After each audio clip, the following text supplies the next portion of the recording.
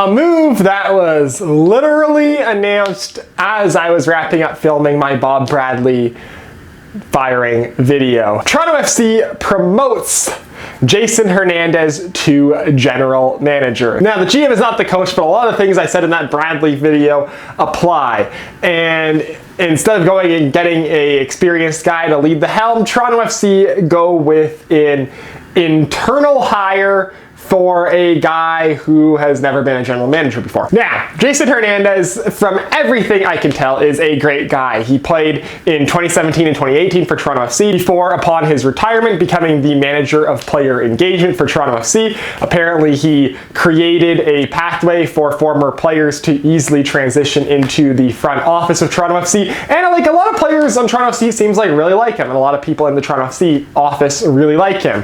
And like that's all nice and great. And now he's general manager, and like this is a massive step for him, and it's not really a beacon of hope for a fan base that's looking for a team to be able to take a step and transition in the next direction. This is a team that from the top down needs a complete shake-up in the front office, and so an internal hire to general manager at this point isn't really great. And like Jason Hernandez is a guy who he played in MLS for over a decade. He's well seasoned in Major League Soccer. He's been in the TFC front office for 4 years now. Like he's an experienced guy. He has a wealth of knowledge about MLS. It's the outside of MLS stuff that is a bit of a concern. And like as the general manager now, you're in charge of acquiring players, of finding players, getting new guys in. And like obviously, I don't personally know Jason Hernandez. I don't think anyone like reacting to this knows any personal knowledge on Jason Hernandez. But like he doesn't seem like a guy who has a ton of experience dealing with like scouting and acquisition of European or foreign players.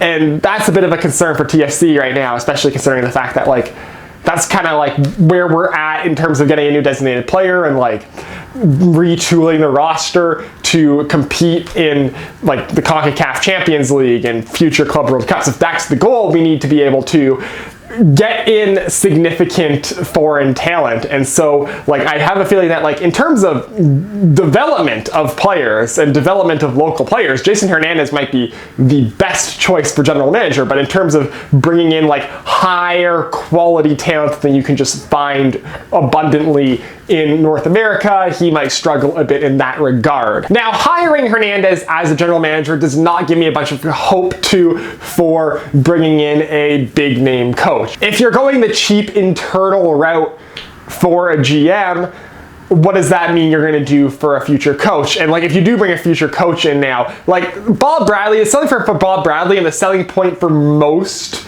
big coaches, big name coaches in MLS is if they also have control over player movement, which is why you regularly see a GM/coach tag being attached. So the fact that now you already have a general manager, that doesn't make me think that you're going to go and get a big name coach like I was saying we should in that Bob Bradley video, because like if you bring in a bigger name or like a European experienced name and explain to him that you're going to be like just the coach, like player development is completely underneath Jason Hernandez, and like Jason Hernandez, if you're a European side guy, Jason Hernandez isn't really going to be kind of like a guy who's on your radar.